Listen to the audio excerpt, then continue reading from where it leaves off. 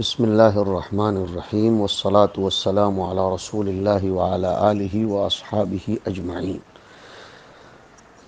اعوذ باللہ من الشیطان الرجیم۔ تعوذ پر کل گفتگو ہو گئی۔ اللہ اسم جلالہ ہے تعوذ میں، اور بسم اللہ میں بھی اللہ کا نام لیا گیا، لیکن گود میں قرار پکڑنا تھا، اس لیے اس کے اسماء صفات کا بھی بسملہ میں تذکرہ ہے۔ الرحمن الرحیم۔ اللہ یہ حق تعالی شانہ کا ذاتی نام ہے۔ اسماء الہیہ کی چند اقسام ہیں۔ نمبر 1، وہ جن کا اطلاق غیر اللہ پر بالکل نہیں کیا جا سکتا، مثلا احد، صمد وغیرہ۔ نمبر 2 پر وہ نام ہیں جن کا اطلاق اللہ پر کیا جائے تو حقیقت مراد ہوگی، اور غیر اللہ پر کیا جائے تو شرک نہ مانا جائے بلکہ مجازی معنی مراد ہوگا، جیسے کریم، رحیم۔ حضور کے لیے بھی رؤوف رحیم آیا ہے، اللہ کے لیے بھی رؤوف رحیم آیا، تو اسے شرک نہ مانا جائے۔ اللہ کی طرف نسبت ہو تو حقیقی معنی، اور غیر کی طرف نسبت ہو تو مجازی معنی۔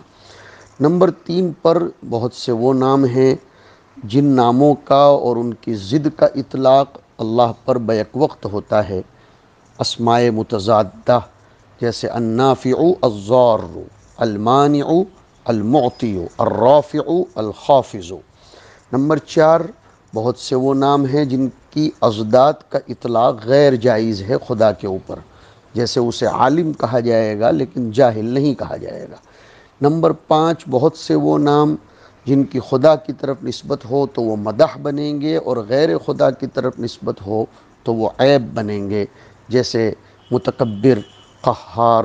نمبر 6 کچھ نام ایسے ہیں جن کا مادہ تو قرآن کریم میں موجود ہے، لیکن اس کے مشتق کا استعمال اللہ کی ذات پر ہوتا ہے، جیسے نہیں ہو سکتا اس کے مشتق کا استعمال، جیسے یخادعون اللہ، یہ آیا، لیکن اللہ کو مخادع نہیں کہہ سکتے، اللہ کو خادع اور ماکر نہیں کہہ سکتے، اگرچہ وہ مکر اللہ کہا تو اس کا مادہ قرآن میں موجود ہے، لیکن اس سے اسم کا اشتقاق کر کے ذات خداوندی پر اس کا اطلاق نہیں ہوگا۔ نمبر 7 پر بہت سے وہ نام ہیں جن کا اطلاق اللہ پر جائز ہے، مثلا الرحمن۔ نمبر 8 اسماء توقیفیہ محضہ، جیسے واسع، نور، لطیف۔ نمبر 9 جن کا اطلاق خالق اور مخلوق دونوں پر ہوتا ہے، جیسے لفظ شیء، موجود کے معنی میں۔ اور نمبر 10 پر اسم اعظم، بدیع السماوات والارض، یا احد، یا صمد، یا حی یا قیوم، ذوالجلال والاکرام، حنان و منان۔ ابن حجر عسقلانی کا رجحان اگرچہ اسم اعظم کے باب میں الحی القیوم کی طرف ہے۔ اعوذ باللہ من الشیطان۔ شیطان آسمان اولا میں اس کا نام عابد تھا، پھر زاہد، پھر ولی، پھر عارف، پھر خاشع، پھر خازن، پھر عزازیل، لیکن لوح محفوظ میں اس کی حقیقت کو لکھ دیا جا چکا ابلیس۔ یہ شیطان یا تو مخلوق مستقل ہے، یا پھر بعض علماء کے قول کے مطابق یہ کان من الجن، مخلوق ظلمانی لطیف ناری مقتدر علی اشکال و ہیئات مختلفہ۔ اس کو الگ الگ شکلیں اختیار کرنے پر قدرت دی گئی، اس لیے وہ انسان کے بدن میں بھی گھستا ہے۔ ان الشیطان یجری من الانسان مجری الدم، جیسے ملیریا، ٹائیفائڈ، کورونا وغیرہ کے جراثیم انسان کے خون میں گھسنے پر اللہ نے ان کو قدرت دی ہے، ویسے شیطان بھی مقتدر علی اختیاری اشکال مختلفہ ہے۔ من الشیطان الرجیم۔ بسم اللہ الرحمن الرحیم کے باب میں علماء معرفت نے لکھا کہ بسملہ کی با کو طویل کر کے لکھو تاکہ ہاتھ پھیلانے کی طرف اشارہ ہو جائے، الصاق طویل ہو، سین کو ظاہر کرو اور میم کو گول کر دو۔ با الصاق استعانت یا تبرک کے لیے ہے، اور اسم کے باب میں آپ پڑھ چکے کہ وہ سمون یا وسمتن سے مشتق ہے۔ بسم اللہ میں با کے نیچے کسرہ رکھنے کی حکمت یہ لکھی کہ کسرہ مختص بالاسم ہے اور وہ امتیاز پر دلالت کرتا ہے، اور با عبودیت اور ذلت پر دلالت کرتی ہے، اس لیے با کے بعد الف کو حذف کر دیا جاتا ہے کہ با اپنے آپ کو گرائے ہوئے ہے اور الف اپنے آپ کو اٹھائے ہوئے ہے۔ لفظ اللہ کی تحقیق کے باب میں کچھ لوگوں نے لکھا ہے کہ وہ عبرانی یا سریانی زبان کا لفظ ہے، لیکن حقیقت یہ ہے کہ وہ عربی زبان کا نام ہے، اس میں ذات ہے اور وہ غیر مشتق ہے۔ محقق قول کے مطابق جیسے ذات باری تعالی غیر مشتق، ویسے اسم باری تعالی بھی غیر مشتق۔ اللہ تعالیٰ کی صفات بسم اللہ کے بعد الرحمن الرحیم ہے۔ صفات باری تعالی یا تو ثبوتی ہوتی ہیں یا سلبی ہوتی ہیں، جلالی ہوتی ہیں، کمالی ہوتی ہیں، جمالی ہوتی ہیں۔ الرحمن الرحیم، رحمت کا مفہوم ذات باری تعالیٰ کے لیے حقیقت ہے یا مجاز، اس میں دو قول ہیں۔ قاضی بیضاوی مجاز کی طرف گئے ہیں اور انہوں نے لکھا ہے، بہت سی جگہوں پر یہ قاعدہ آپ کو کام آئے گا کہ المراد النہایات ولیست البدایات، کہ نہایات مراد ہوتی ہیں، بدایات نہیں ہوتی، اس لیے کہ رحم کا پھیلنا، سکڑنا، پھر انفعالی کیفیات کا پیدا ہونا، تأثرات کا آنا، ان سب چیزوں سے ذات باری تعالی مستثنیٰ اور منزہ و مبرہ ہے۔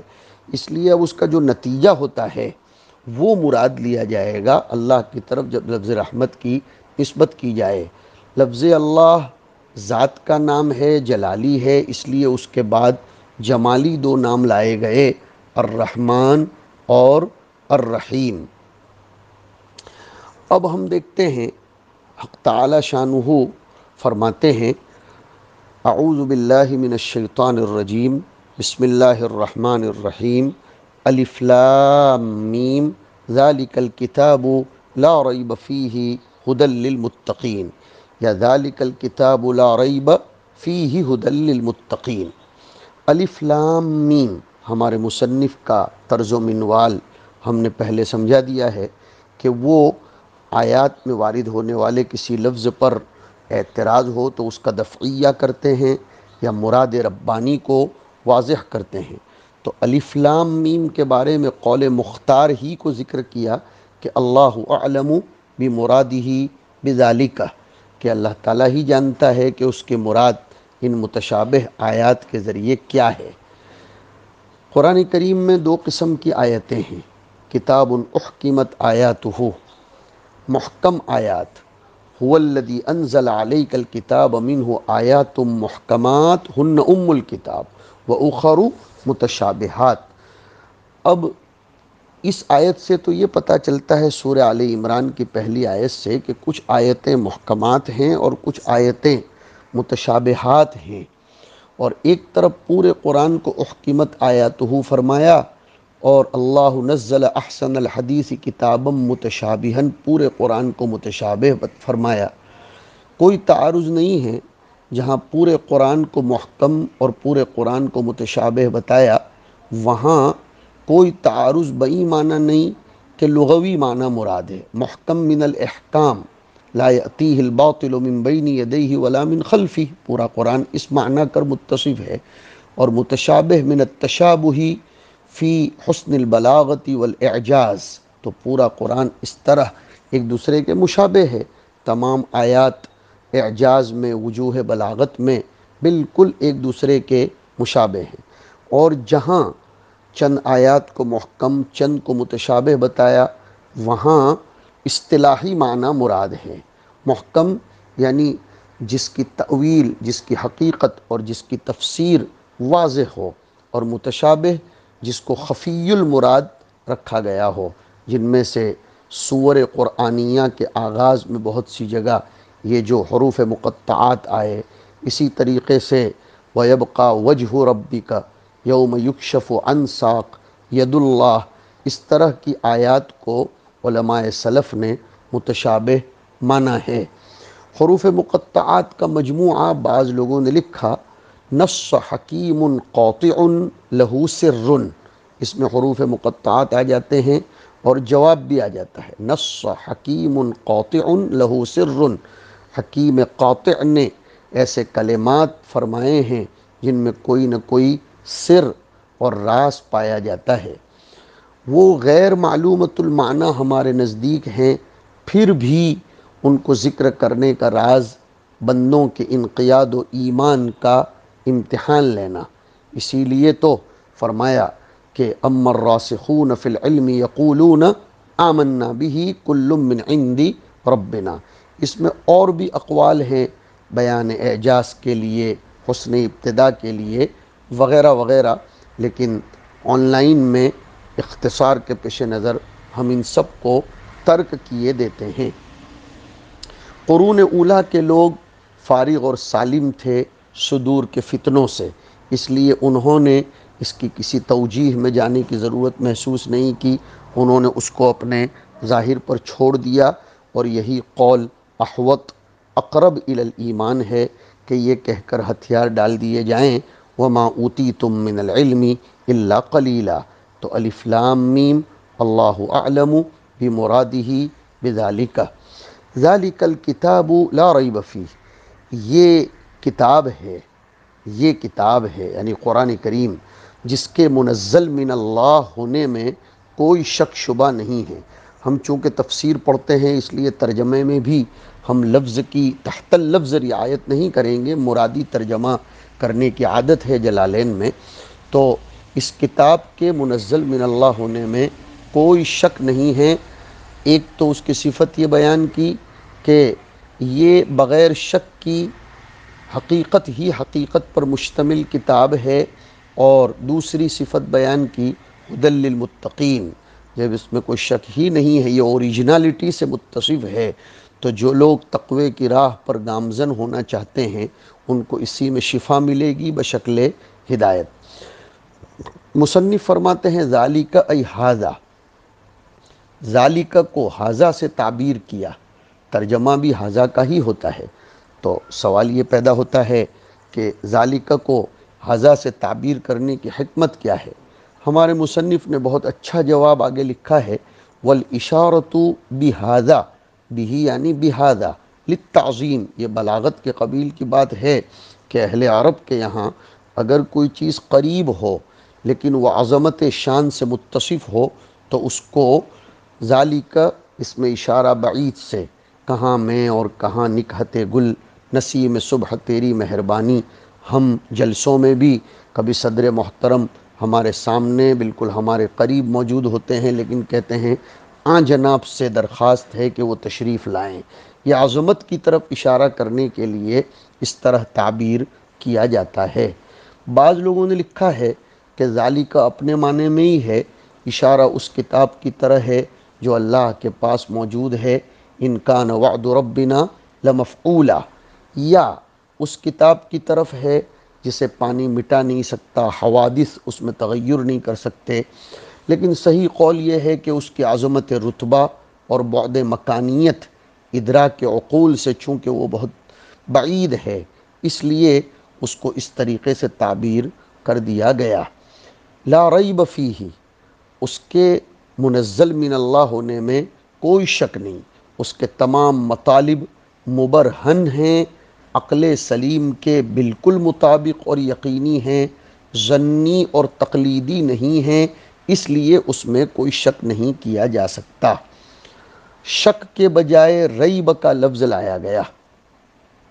اگر کسی امر میں دونوں جہتیں برابر ہوں تو شک کہتے ہیں، ایک جہت غالب ہو تو ظن کہتے ہیں، ایک جہت مغلوب ہو تو وہم کہتے ہیں، اور ایک ہی جہت ہو تو یقین کہتے ہیں۔ اب سنیے، اگر غالب مغلوب کا معاملہ نہ ہو، ذرا سا کھٹکا ہو تو ریب کہتے ہیں۔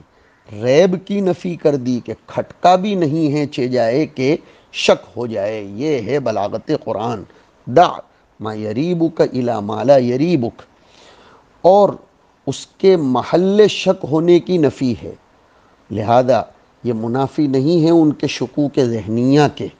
اللہ تعالیٰ نے شک واقعی کی نفی کی، یہ محل شک نہیں ہے، اس میں شک کیا نہیں جا سکتا، پھر بھی اگر کوئی کر لے تو وہ اس کی کج فہمی اور اس کے شک کو قابل شک ٹھہرائے جانے کے مترادف ہے۔ بہت عجیب بات مفسرین نے لکھی کہ جنہوں نے اس میں شک کیا ان کا شک خود محل شک ہے، اسی لیے وَإِن كُنتُمْ فِي رَيْبٍ مِّمَّا نَزَّلْنَا میں اِذَا كُنتُمْ فِي رَيْبٍ نہیں فرمایا۔ ان کا لفظ آیا جو ایسی شرط پر داخل ہوتا ہے جو شرط محتمل الوقوع ہوتی ہے، جس شرط کے وقوع میں خود شک ہوا کرتا ہے۔ تو یہ کتاب ایسی ہے کہ جس میں شک کی کھٹکے کی کوئی گنجائش نہیں۔ الکتاب سے مراد کون سی کتاب ہے؟ اس لیے کہ کتاب کا اطلاق تو لوح محفوظ پر بھی ہوتا ہے، وَلَا رَطْبٍ وَلَا يَابِسٍ إِلَّا فِي كِتَابٍ مُبِينٍ۔ کتاب کا اطلاق تو اہل کتاب کی انجیل اور ان کے جو حضرت موسیٰ علیہ السلام کو عنایت ہوئی تورات، اس پر بھی ہوتا ہے۔ تو یہاں الف لام معہود کے لیے ہے، یہ بتانے کے لیے آگے فرمایا الذی یقرؤہ محمد صلی اللہ علیہ وسلم، کہ یہاں معہود کتاب مراد ہے جس کو نبی عربی صلی اللہ علیہ وسلم پڑھ کر سناتے ہیں۔ لا ریب، انسانی افہام کو سمجھانے کے لیے ریب کا ترجمہ شک سے کیا۔ کس چیز کے اعتبار سے شک نہیں ہے؟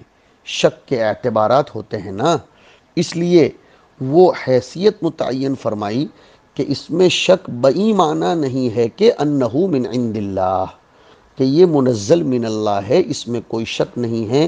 مشرکین عرب کو اور دیگر مکذبین یا شاکین کو تردید کر کے کہہ دیا گیا کہ اس میں کوئی شک نہیں ہے، اور پہلے ہی یہ تعارف کروا دیا تاکہ یقینی چیز سے استفادہ یہ آسان ہوتا ہے، محکم ہوتا ہے، مضبوط ہوتا ہے، اور اس میں اتقان پایا جاتا ہے۔ اس لیے پہلے تعارف کی ضرورت اس لیے پڑی تاکہ جب اوریجنلٹی کسی چیز کے سامنے آئے گی تو اس سے اخذ و استفادہ بہت سہل ہو جاتا ہے۔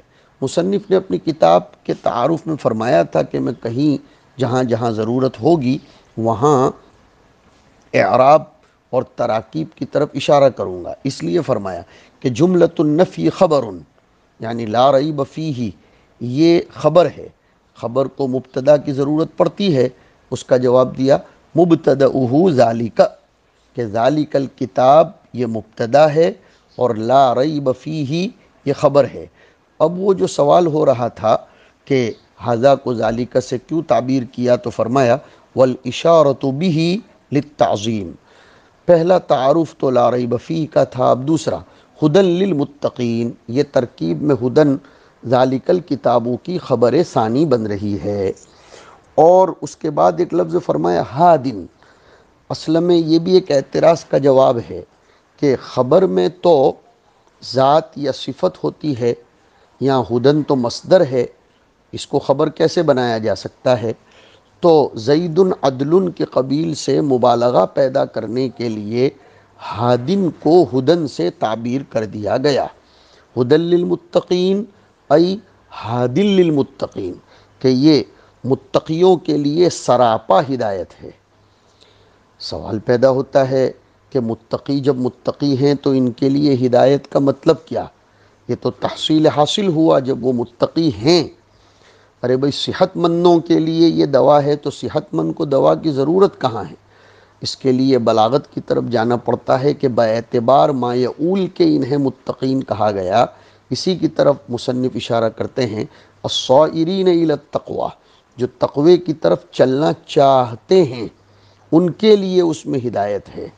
اور ویسے بھی یہ کہہ دیں گے کہ جو تقوی پر گامزن ہو چکے، کہیں وہ تذبذب میں، توسوس میں اور تردد میں مبتلا نہ ہوں، تو ان کی بھی شفا کے لیے اس میں حق تعالی نے ہدایت رکھی ہے، قل هو للذین آمنوا ھدی وشفاء۔ مگر یہ بہت اچھی بات فرمائی کہ ھدی للمتقین، یعنی جو تقوی کی طرف چلنا چاہتے ہیں۔ تقوی کی شکل کیا ہوگی؟ بامتثال الاوامر واجتناب النواہی، امتثال اوامر اور اجتناب نواہی، یہ تقوی کا بہت زبردست اور جامع مفہوم بیان کیا۔ بہت دور تک جانے کی ضرورت نہیں ہے۔